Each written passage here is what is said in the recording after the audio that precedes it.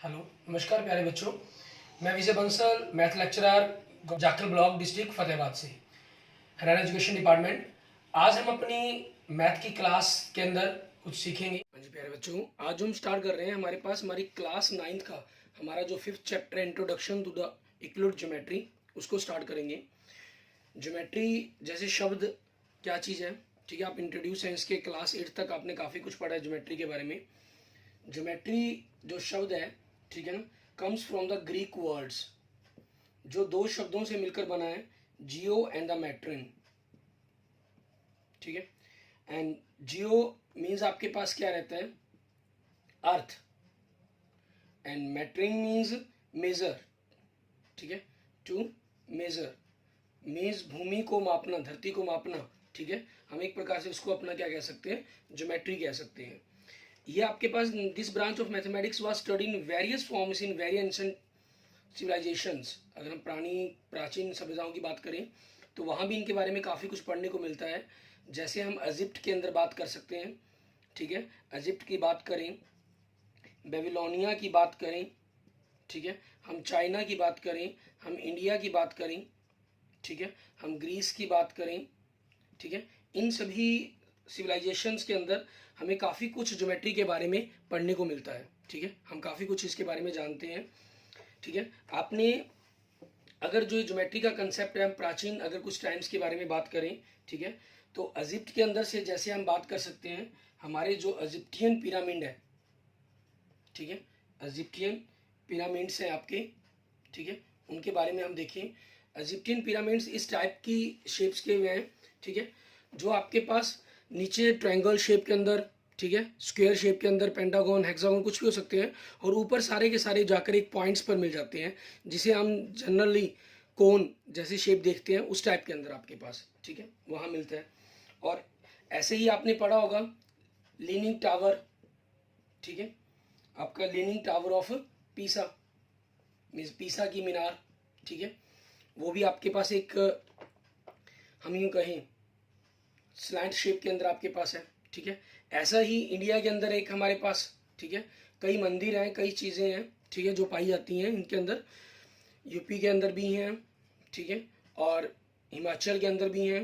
हिमाचल के अंदर जिसके अंदर से हम सबसे पहले बात करें, ज्वाला जी के पास में ही, ठीक है, एक राम मंदिर है, जिसे टेढ़ा मंदिर भी कहा जाता है, दिव्य मंदिर भी कहा जाता है, ठीक है।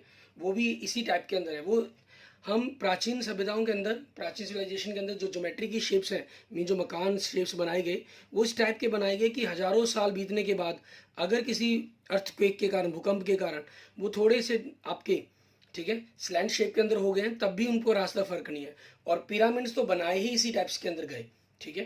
पिरामिड्स की अगर हम बात करें, शेप्स की बात करें, बेस कुछ भी हो सकता है इनका, ठीक है, वो सारे के सारे आपके पास दीवारें आपके पास इस टाइप के अंदर बनाई गई, मीन्स बेस कुछ भी रहा, और जो उनकी दीवारें वॉल्स थी वो आपकी ट्रायंगल शेप के अंदर बनाई गई, ठीक है। इस टाइप से हमने उनके बारे में पढ़ा। इनके अंदर हम इंडियन सब जो हम सिविलाइजेशन और की बात करें, हड़प्पा के अंदर, ठीक है, आप एसएस के अंदर इनके बारे में पढ़ते हैं, मोहनजोदड़ो के अंदर, ठीक है, उनके अंदर भी काफ़ी कुछ आप ज्योमेट्री के बारे में पढ़ेंगे, ठीक है। अलग अलग चीज़ें, अलग अलग शेप्स, अलग अलग सिस्टम बनाया गया सारा का सारा, ठीक है, ज्योमेट्री के अंदर। ये हमारी एक हम यूँ कहें हिस्ट्री का एक कंसेप्ट है, थोड़ा सा मैं जो आपके बारे में बताने की कोशिश कर रहा हूँ। उसके बाद हमने जो बात करनी है यहाँ पर मेनली यूक्लिड ज्योमेट्री के बारे में, ठीक है, उसके बारे में थोड़ा सा अगर मैं बात करूँ। उससे पहले यूक्लिड के बारे में बात करने से पहले हम कुछ शब्दों को समझने की कोशिश करते हैं, ठीक है, और थोड़ी सी हिस्ट्री के बारे में थोड़ी सी और बात करने की कोशिश करते हैं। इसमें जैसे सबसे पहले हम बात करते हैं इनडिफाइंड टर्म्स, ठीक है, मीन्स वो टर्म्स जिनकी कोई डेफिनेशंस नहीं होती, ठीक है, उनको कहेंगे हम। और डिफाइंड टर्म्स आपकी मीन्स जिनके कोई ना कोई डेफिनेशंस होगी, उनको किसी शब्दों के अंदर बांधा जाएगा, ठीक है, वो कहलाएंगी। जैसे आपकी मैथमेटिक्स के अंदर सबसे छोटी यूनिट जो भी होती है वो आपकी इनडिफाइंड टर्म्स ही होती है। पॉइंट्स के बारे में बात कर सकते हैं, ठीक है ना। और डिफाइन मीन्स उन्हीं के हेल्प से आगे जब इंट्रोड्यूस किया जाता है, जैसे एरिया, वॉल्यूम, ठीक है, इनको इंट्रोड्यूस किया गया तो ये आपके डिफाइंड टर्म्स बन जाती हैं। और इसके चैप्टर के अंदर हमें कुछ शब्द मिलेंगे एक्सियम्स, ठीक है, जो यूक्लिड्स द्वारा दी गई हैं। एक्सिम्स क्या होती हैं, it is truth is assumed to be self evident, ठीक है, मीन्स इस प्रकार से होती हैं आपकी ये आपके खुद सेल्फ एविडेंट होते हैं, मीन्स इनके बारे में कोई प्रूफ नहीं दिया जाता, ठीक है, ये अपने आप में ही अपना प्रूफ होते हैं और ट्रूथ होती हैं, ट्रू होती हैं ये, ठीक है। एंड नेक्स्ट है आपके पास पोस्टुलेट, पोस्टुलेट, ठीक है, ये भी आपके पास एक्सेप्टेबल होती हैं, ठीक है, इनको एक्सेप्ट किया जाता है, एक्सेप्टेड एज ट्रू, ट्रू के रूप में एक्सेप्ट किया जाता है, in order to provide a basic for logical reasoning, किसी रीजनिंग के बेस पर हम इसको फाइनल करते हैं और इनको ट्रू लेट करते हैं, ठीक है। ये आपके पास किसी जो कहें किसी ना किसी स्पेशल कंडीशंस के अंदर ये वेरीफाई करती हैं आपके पास, ठीक है, स्पेशल कंडीशंस के अंदर, ऐसा नहीं है कि जनरल आपके पास रहेंगी ये।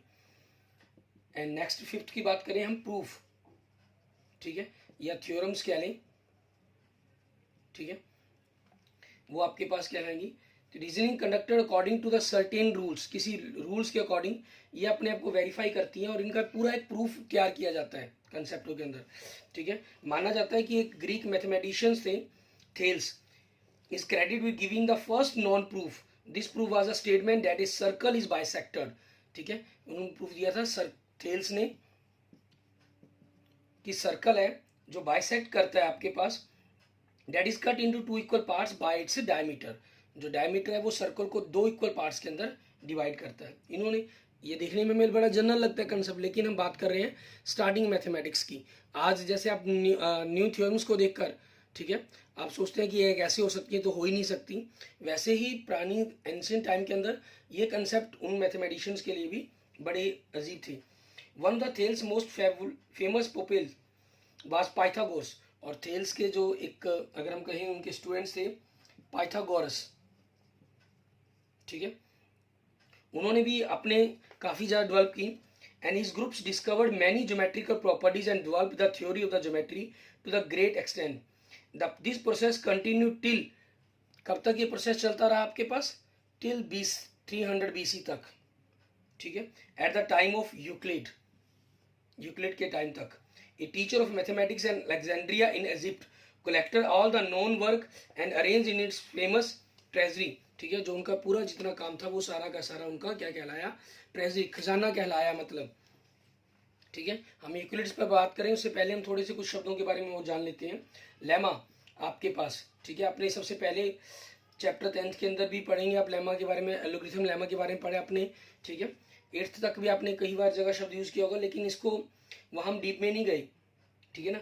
It is A conditional statement, एक कंडीशनल स्टेटमेंट होती है, इट इज़ ए टूल, एक टूल की तरह काम करती है, ठीक है। It is fit in big theorem, बड़ी थ्योरमों के अंदर यूज़ करते हैं हम इनका। इट इज़ यूज्ड इन नदर्स, दूसरी चीज़ों को, दूसरी थ्योरम्स को प्रूफ करने के लिए इनको एक टूल की तरह यूज़ करते हैं। ये इनका खुद का भी प्रूफ होता है, लेकिन वो प्रूफ इनका एक पूरे कंसेप्ट के अंदर आगे थ्योरम्स को प्रूफ करने के लिए हम जब यूज़ करते हैं तो वो हमारे लिए लेमा बन जाता है, ठीक है। एंड 7th आपके पास conjecture, conjecture it is a guess statement, ठीक है, हम इनको एक प्रकार से कह सकते हैं गैस स्टेटमेंट होती है। अंदाज़ा लगाया जाता है कि ये अटकल लगाई जाती है अलग अलग व्यू के अकॉर्डिंग कि ऐसा होगा, ठीक है, वो हो भी सकती है और नहीं भी हो सकती। एंड फालसी, फालसी आपके पास क्या होती है, जो देखने में सही लगती है लेकिन एक्चुअल में प्रूफ गलत होता है। जैसे कई बार आपने देखा होगा 1=2 ऐसा प्रूफ करके दिखाया जाता है, या 4=5, ठीक है, आपको इस टाइप के प्रूफ करके दिखाए जाते हैं। इसके ऊपर आपको डिस्क्रिप्शन में लिंक भी मिल जाएगा, आप इस पर अगर वीडियो देखना चाहें, ठीक है ना। और लेकिन एक्चुअल में वहाँ कोई ना कोई मिस्टेक होती है, ठीक है, और देखने में जो पूरा प्रूफ हम देखते हैं वो देखने में लगता है बड़ा ही ईजी है और कहीं कोई गलती नहीं है, लेकिन एक्चुअल में कहीं कंसेप्ट के अंदर गलती होती है। ऐसे हमारे पास कहलाते हैं फॉल्सी, ठीक है। एंड कन्वेंशन, ठीक है, कन्वेंशन, कन्वेंशन हम क्या होता है, ऐसी चीज़ें होती हैं हमारे पास मैथमेटिक्स के अंदर जिनको मान लिया जाता है और उससे चेंज होने पर, मीन्स उसके अगर हम चेंज कर दें तो उस पर कोई फर्क नहीं पड़ता, नो चेंज इन मैथमेटिक्स, ठीक है, वो मैथ के अंदर ट्रुथ मान ली गई है, मतलब, ठीक है। और अगर हम उनको प्रोसेस को रिवर्स कर देते हैं तब भी आपके पास वो वैसी की वैसी कंसेप्ट के अकॉर्डिंग काम करती रहेंगी, ठीक है। अब इसी के ऊपर हम आगे चलते हैं। हमने यहाँ पर यूक्लिड्स के बारे में बात की थी, ठीक है, 300 BC के अंदर, उसी के बारे में हम आगे बात करेंगे। यूक्लिड से पहले भी ऐसा नहीं है कि ज्योमेट्री का काम नहीं होता था, यूक्लिड से पहले भी ज्योमेट्री का काफ़ी काम था, लेकिन फादर ऑफ ज्योमेट्री ठीक है। जो फादर ऑफ ज्योमेट्री कहा जाता है वो किसको कहा जाता है, यूक्लिड्स को कहा जाता है, ठीक है। और आपकी यूक्लिड ने अपनी पूरी ज्योमेट्री के अंदर, ठीक है, अलग अलग उसने किताबें छापी, अपनी एक बुक छापी, ठीक है, बुक ऑफ द एलिमेंट्स के नाम से, ठीक है, जिसके अंदर उन्होंने अलग अलग 23 पॉइंट्स दिए, ठीक है, जिनमें से हमारे पास मेन पॉइंट्स कहें या डेफिनेशंस कहें आपके दिए गए, ठीक है। उन डेफिनेशंस के आधार पर ही हमने, ठीक है, जो ज्योमेट्री के आगे कंसेप्ट थे वो बनाए गए। उन्हीं में से हमारे सिलेबस के अंदर दिए गए हैं 7 एग्जाम्स आपके, ठीक है, जिनके बारे में हम बात करेंगे। सॉरी, पोस्टुलेट्स हमारे पास, ठीक है, ऐसे पोस्टुलेट्स आपके पास 7 माने गए हैं जिनके बारे में हमने बात करनी है। ऐसे ही कुछ एग्जाम्स हैं हमारे पास, ठीक है, जिनके बारे में हमने बात करनी है। अब उन्हीं यूक्लिड्स के साथ साथ हम यहाँ पर थोड़ा सा एक बात और भी करना चाहेंगे, ठीक है। जो यूक्लिड ने बात की वो टोटली प्लेन ज्योमेट्री के बारे में बात की, ठीक है। मीन्स अगर हम ज्योमेट्री को कहें, आज के टाइम के अंदर ज्योमेट्री 2 टाइप्स के अंदर डिवाइड होती है, ठीक है, 2 टाइप्स के अंदर इनको स्टडी किया जाता है। एक ज्योमेट्री को हम पढ़ते हैं यूक्लिड्स ज्योमेट्री, ठीक है।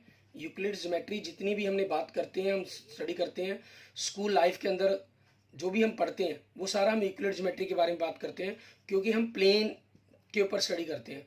और दूसरी हमारे पास होती है नॉन यूक्लिड ज्योमेट्री, ठीक है, नॉन यूक्लिड्स ज्योमेट्री। इनके अंदर जो बात की जाती है वो आपकी प्लेन पर ना बात करके, जैसे मेनली इनके अंदर बात की जाती है स्फीरिकल, ठीक है, और दूसरा हाइपरबोलिक, ठीक है।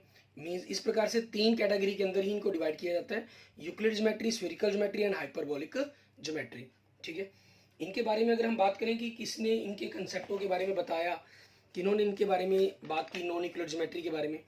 नॉन यूक्लिड ज्योमेट्री एक्चुअल में है क्या चीज़ है? A non Euclid geometry is a rethinking, ठीक है, एक द्वारा सोचने का प्रोसेस है, and redescription of the properties of things like points, lines and other shapes, ठीक है, in a non flat world. Means वो प्लेन के अंदर नहीं, नॉन फ्लैट वर्ल्ड के अंदर बात की गई है। स्फीरिकल ज्योमेट्री आपके पास is spherical geometry which is short of the plane geometry, जो प्लेन ज्योमेट्री से बिल्कुल अलग करती है इसको, wrapped on the surface of a sphere, is one example of the non Euclid geometry आपके पास, ठीक है। और इसके अंदर सबसे पहला जो नाम लिया जाता है, ठीक है, वो किसका लिया जाता है? अगर हम बात करें कि सबसे पहला जो नाम लिया गया, वो नाम लिया जाता है बर्नहर्ड रायमिन। मीन्स इसको बर्नहर्ड रायमिन ज्योमेट्री के नाम से भी इसको स्टडी किया जाता है, ठीक है, वर्डन रायमन। ये सबसे पहले मैथमेटिशियन थे जिन्होंने इसको हम कहें नॉन यूक्लिड ज्योमेट्री पर बात की। The first published works on non Euclid geometry appeared about 1830. Such publications were known to the German mathematicians Vermund Riemann, who in 1866 extend the concept from 2 or 3 or more, ठीक है, dimensions. Means इन्होंने 2D, 3D और 4D इन चीज़ों को आगे extend किया। और उसके बाद अगर हम बात करें, ठीक है, who is responsible for the non Euclid geometry, non Euclid geometry के लिए रिस्पॉन्सिबल कौन है? तो दूसरा इनके अंदर जो नाम लिया था, इन्होंने शुरुआत की थी, बात की, ठीक है, दूसरा नाम आता है जो हम कहें जो मेनली रिस्पॉन्सिबल है इसके लिए, ठीक है, कार्ल फ्रेडरिच गॉस, ठीक है, जिन्होंने नॉन यूक्लिड ज्योमेट्री के बारे में काफ़ी ज़्यादा बात की, ठीक है। अब जैसे हमने यूक्लिड्स के बारे में बात की है, इसको हम फादर ऑफ ज्योमेट्री कहते हैं, ठीक है। ऐसे ही अगर हम कहें किंग ऑफ मैथमेटिक्स, ठीक है, किंग ऑफ मैथमेटिक्स किसको कहा जाता है? ठीक है, वो कौन है? अर्लर्स, ठीक है, अर्लर्स को किंग ऑफ मैथमेटिशियंस कहा जाता है। आपसे पूछा जाए कि what is the most common shape in the world, ठीक है, वर्ल्ड के अंदर सबसे मोस्ट कॉमन शेप कौन सी है? हेक्सागोन, ठीक है। मीन्स हम देख सकते हैं जैसे हनी कम्स है, पैटर्न ऑफ फ्रूट्स जो होते हैं, फ्रूट की स्किन होती है, उनके ऊपर हेक्सागोन्स काफ़ी ज़्यादा शेप में छपे होते हैं, ठीक है। और हम जनरल लाइफ के अंदर यूक्लिड ज्योमेट्री को पढ़ते हैं स्कूल लाइफ के अंदर, लेकिन रियल लाइफ के अंदर आपके पास जो हमारा यूनिवर्स है वो नॉन यूक्लिड ज्योमेट्री के बारे में बात करता है। इसका एक छोटा सा एग्जांपल बात करते हैं। हम बात करते हैं कि ट्रायंगल के तीनों एंगल्स का जोड़ 180 डिग्री होता है, ठीक है। ऐसे ही आप किसी बॉल के ऊपर, ठीक है। अगर 3 पॉइंट्स ड्रॉ करें और वहाँ से एंगल बनाने की कोशिश करें तो देखें क्या बनेगा आपके पास। अब जैसे आप इस बॉल के ऊपर मान लीजिए 3 पॉइंट्स ड्रॉ कर देते हैं, क्योंकि हमारी अर्थ एक प्रकार से बॉल इसी टाइप के अंदर हमारे पास बन जाती है, ठीक है। हम क्या करते हैं, यहाँ से इन बॉल्स के ऊपर इनको बनाने की कोशिश करते हैं, ठीक है। तो आपके पास देखेंगे कि जो देखने के अंदर हमने जनरेट की स्ट्रेट लाइंस, लेकिन एक्चुअल में स्ट्रेट लाइंस नहीं बनी है, ठीक है। ये आपके पास थोड़ी सी कर्व शेप पर चली गई, ठीक है। और उस कर्व शेप के कारण जो एंगल्स हैं, इनका एंगल्स का जो जोड़ है वो क्या हो जाएगा, 180 से मोर हो जाएगा, ठीक है। ऐसे ही हम लास्ट में कुछ क्वेश्चंस पर बात करेंगे अपनी आज के इस लेक्चर्स के लास्ट में, ठीक है। कुछ आपके ज्योमेट्री, इक्विलिब्रियम ज्योमेट्री, स्फीरिकल और हाइपरबोलिक के बारे में, तीनों के बारे में छोटी छोटी बेसिक बातों के बारे में डिफरेंस जानने की कोशिश करेंगे कि किस प्रकार से अपन इनको करना है, ठीक है। ये हमारे पास टोटली हमारा अभी तक जो हमने स्टडी किया आपका बेसिक कंसेप्ट था, ठीक है, Euclid's and non Euclid geometry के बारे में, इसको थोड़ा सा हमारे लिए जानना जरूरी था। अब इसके बाद हम बात करते हैं हमारे पास हमारी एक्सियम्स जो यूक्लिड्स द्वारा दी गई, ठीक है, और उसके पोस्टुलेट्स, ठीक है, जो भी उसने दिए, उन सभी के बारे में हम बात करेंगे, उन सभी के बारे में हम स्टडी करेंगे, ठीक है। और उन्हीं के बेस पर हम आगे जानने की कोशिश करेंगे कि किस प्रकार से हमें उन कंसेप्टों को स्टडी करना है, उनके बारे में देखना है, ठीक है। अब इसमें हम सबसे पहले बात करते हैं डेफिनेशंस की, ठीक है, जो यूक्लिड्स के द्वारा दी गई। वैसे जैसे आपको बताया था 23 के करीब डेफिनेशंस थी जो उसने अपनी वाली बुक के अंदर दी, जिसमें से मेन 7 डेफिनेशंस के बारे में हम बात करेंगे। सबसे फर्स्ट आपके पास a point is that which has no part, एक पॉइंट वो है जिसका कोई भी पार्ट नहीं होता, मीन्स ना लेंथ ना ब्रेथ ना height. Second, A line is A breathless length, एक लेंथ लाइन आपके पास ऐसी लेंथ है जिसकी चौड़ाई नहीं है, ब्रेथलेस है वो। एंड थर्ड उसने कहा the ends of a line are points, ठीक है, जो लाइन के एंड्स हैं वो आपके पॉइंट्स होते हैं। मान लीजिए कोई लाइन है, उसके जो एंड होंगे वो एक पॉइंट के रूप में होंगे आपके पास। And fourth, a straight line is a line which lies evenly with the points on itself, एक स्ट्रेट लाइन आपके पास एक ऐसी लाइन है जिसके अंदर आपके पास evenly with the points on itself, वो अपने आप पॉइंट्स अपने आप जनरेट करती है, ठीक है। And fifth, a surface is that which has length and breadth only, इसके अंदर सरफेस के अंदर क्या होता है आपके पास, लेंथ और ब्रेथ होते हैं आपके पास। एंड सिक्स्थ कहा गया the edges of a surface are lines, एक सरफेस की जो एड्स होती हैं वो आपकी क्या होती हैं, लाइंस होती हैं।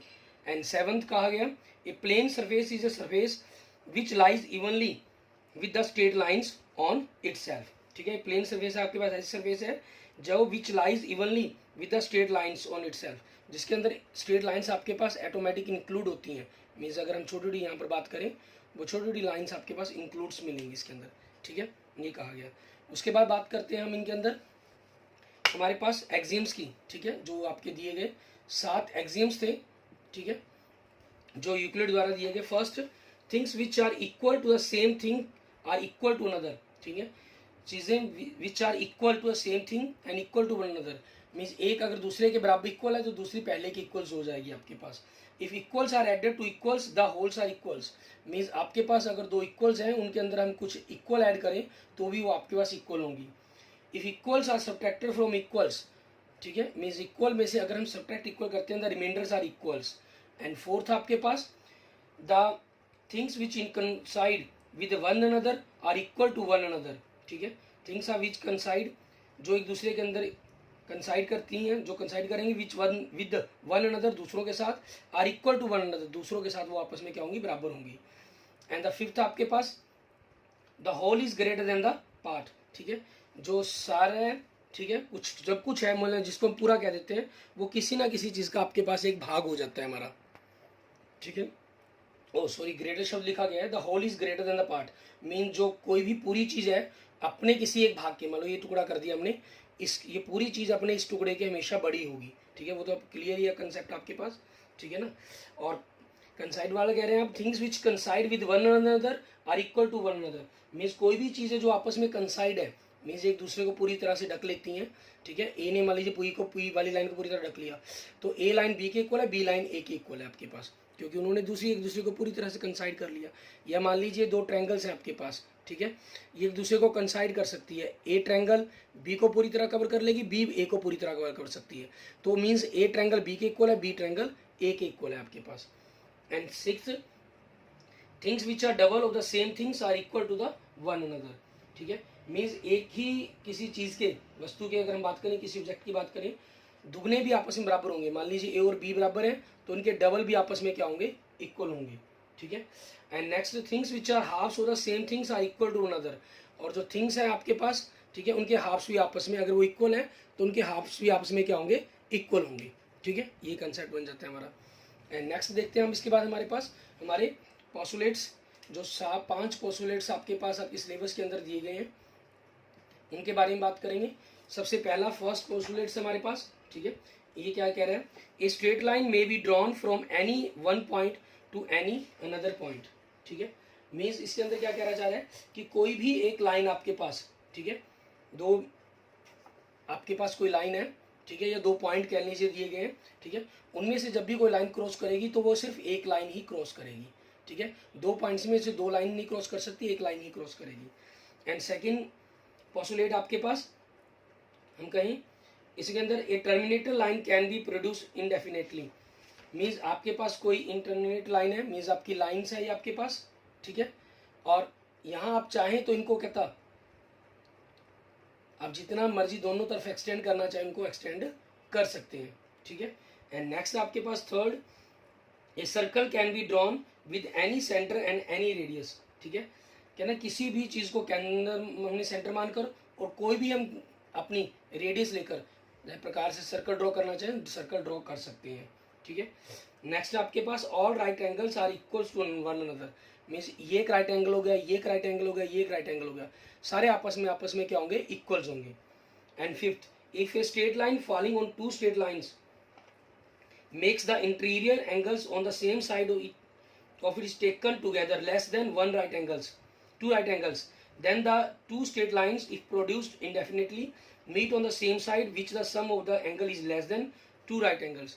इन्होंने कहा कि अगर 2 आपके पास लाइन्स हैं, ठीक है, और उनको एक लाइन आपस में सेट कर रही है, अगर उसके किसी एक तरफ के, ठीक है, एंगल्स का जोड़ 180 से कम है, लेस देन आपके पास 180 से, तो ये लाइंस उस तरह बढ़ाने पर, मीन्स अगर आप इस लाइंस को इस तरह बढ़ाएंगे तो कहीं ना कहीं जाकर आपके पास ये कहीं क्या होंगी, मान लीजिए यहीं पर मैं मिल के दिखा देता हूँ, तो ये कहीं ना कहीं जाके आपस में इंटरसेक्ट करेंगी। इट मीन्स ये लाइंस आपकी क्या होंगी, नॉन पैरेलल होंगी।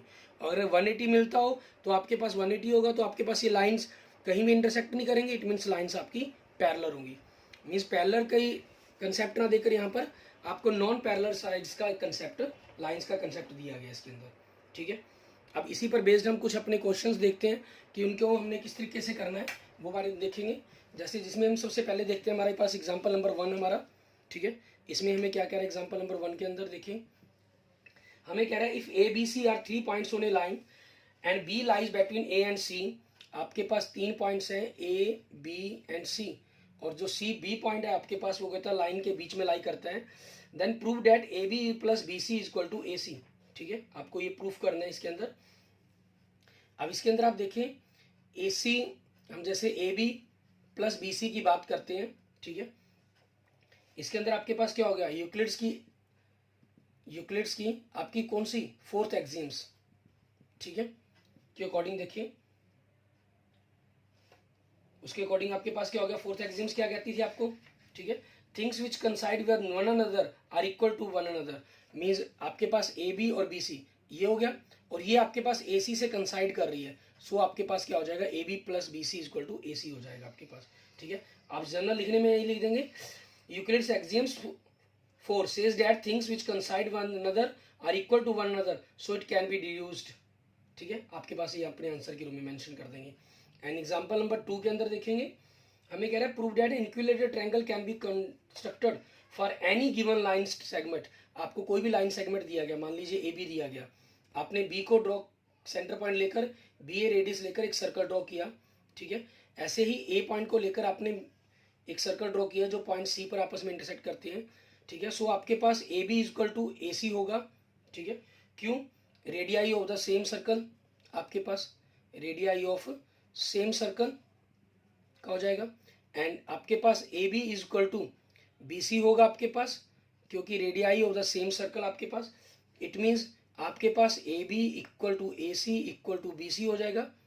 ठीक है, हमें प्रूफ क्या करना था, सो आपके पास यहाँ से जो अगर हमारे पास बनेगी, ठीक है, मीन्स अगर हम ट्रायंगल्स की बात करेंगे सो ट्रायंगल ABC तीनों साइड्स इक्वल होगी, इज एन इक्विलेटरल ट्रायंगल। ठीक है, ये बन जाएगा आपके पास इक्विलेटरल ट्रायंगल हो जाएगी। क्लियर? ऐसे ही आपके पास नेक्स्ट देखते हैं हमारी, ठीक है, थ्योरम नंबर 5.1। ठीक है, इसके अंदर हमें क्या कह रहा है, इसके अंदर हम प्रूफ के साथ इसको चेक करते हैं। के अंदर two distinct lines can not have more than one point in common. के अंदर टू डिस्टिंक्ट लाइंस के बीच में एक से ज़्यादा कॉमन पॉइंट्स नहीं हो सकता। मीन्स दो लाइंस हैं, उनके अंदर एक ही कॉमन पॉइंट होगा। Here we are given that two lines L and M. We need to prove that they have only one point in common. ये प्रूफ करना, to proof. For the time being, let us, हम let कर लेते हैं। The suppose two lines intersect in two distinct points, say P and Q. ठीक है, so you have two lines passing through two distinct points. Means आपकी ये lines है, ठीक है, मीन्स आपके पास क्या हो गया, ये एक प्रकार से ये हो गया लाइन कि ये लाइन M होगी आपकी, ये P पॉइंट पर और Q पॉइंट पर इंटरसेक्ट कर रही है। ठीक है, आपके पास so you have two lines passing through the two distinct points P and Q. What this assumption clash with the axioms that only one line can pass through the two distinct points. ठीक है, हमारी कौन सी axioms थी ये जिसके अंदर बात mention की गई थी, हमारी फर्स्ट एक्सियम्स। ठीक है ना, एक्सियम फर्स्ट थी हमारी, उससे ये कंट्राडिक्शन हो रही है इसकी। So the assumption that we started with the two lines can pass through two distinct points is wrong. From this, what can we conclude? We are forced to conclude that the two distinct lines cannot have more than one point in common. Means में एक से ज़्यादा common points नहीं हो सकता आपके पास। ठीक है, ऐसे ही हम देखते हैं हमारे पास नेक्स्ट एग्जाम्पल नंबर 3। इसके अंदर हमें क्या कह रहा है, कहना consider the following statement. There exist a pair of straight lines that are everywhere equidistant from one another. Is this the statement a direct consequence of Euclid's fifth postulates? कहना आपके पास दो लाइंस हैं और उनके हर पॉइंट्स के बीच की जो distance है वो सेम रहती है। ठीक है, तो ये फिफ्थ पोस्टुलेट से कैसे आपकी डायरेक्ट कंसर्न करती है, क्या करती है, एक्सप्लेन करना है। आपने कोई दो लाइंस ले ली, एल और एल, एक लाइन ली एंड ए पॉइंट पी लिया आपने। ठीक है, मान लीजिए पॉइंट पी ले लिया, पेयर ऑफ स्ट्रेट लाइंस की बात की थी, on not L, L line के ऊपर नहीं है ये। Then by Playfair's axioms which is equivalent to the fifth postulate। ठीक है, जो फिफ्थ पोस्टुलेट से आपका देता है वो क्या कहता है, we know that there is a unique line M। ठीक है, कि यूनिक लाइन M होगी थ्रू P, जो P से एग्जिस्ट करेगी, जो आपके पास क्या हो जाएगी, इस L लाइन के पैरेलल हो जाएगी। Now the distance of A point from A line is the length of the perpendicular from the point two the line. The distance means आपके पास ये परपेंडिकुलर जो लाइन्स डिस्टेंसेस बनेंगी, ठीक है, ये आपकी सारी की सारी क्या हो जाएंगी, सेम हो जाएंगी, इक्वल्स हो जाएंगी। Will be same for any point on M from L and any point from L on M आपके पास। ठीक है, ऑन M, L से M पर, M से L पर आपके पास। So these two lines have are everywhere equidistant from the one another. ठीक है, ये चीज़ हो जाएगी आपके पास। ओके, इसके बाद देखते हैं हमारे पास, हमने जो स्टार्टिंग में बात की थी, ठीक है, इक्विलिड्स के बारे में और स्फेरिकल हाइपरबोलिक के तीन क्वेश्चंस देखते हैं जो इनके डिफरेंसेस को थोड़ा सा और आपको क्लियर कर देंगे। ठीक है, और फिर अपने नेक्स्ट लेक्चर्स के अंदर हम अपना जो इसकी एक्सरसाइज 5.1 और 5.2 है उसके क्वेश्चंस को देखेंगे। ठीक है, अब हम कंपैरिजन करेंगे Euclidean spherical and hyperbolic geometry का। कहना given a line and a point not on the line there exist through the given point and a parallel to the given line. Exactly one point होता है Euclidean के अंदर, no line बनती है spherical के अंदर, और इनफाइनाइट मैनी लाइन्स बनती हैं आपकी हाइपरबोलिक शेप के अंदर। ठीक है, ऐसे ही अगर हम अपना नेक्स्ट क्वेश्चन लेते हैं, Euclid's fifth postulate is Euclidean के लिए ट्रू है और स्फेरिकल और हाइपरबोलिक के लिए ये क्या है, एक फॉल्स स्टेटमेंट है आपकी, क्योंकि वो आपके फिफ्थ पोस्टुलेट को सही नहीं करती। And sum of the interior angles of a triangle is 180 degree. Euclidean क्योंकि प्लेन ज्योमेट्री पर बात करते हैं हम, यहाँ पर ये एग्जैक्ट 180 डिग्री के बराबर होता है। और स्फेरिकल आपके पास एक बॉल की तरह होती है, तो इसमें जो लाइंस बनती हैं वो आउटर शेप कर्व के रूप में बनती हैं, तो आपके पास एंगल्स का जोड़ 180 डिग्री से ग्रेटर होता है। और हाइपरबोलिक के अंदर आपके पास जो एंगल्स का सम है वो 180 डिग्री से लेस देन होता है। ठीक है, इस प्रकार से हमारी ये सारी बेसिक बातें रहेंगी, इन्हीं के बेस पर हमने आगे काम करना होगा। Okay, thank you friends, thank you students. आपको अगर सभी को ये वीडियो अच्छी लगे तो इसको जरूर लाइक करें और अपने दोस्तों मित्रों के साथ भी इसको जरूर शेयर करें। ठीक है, okay, thank you friends, thank you students.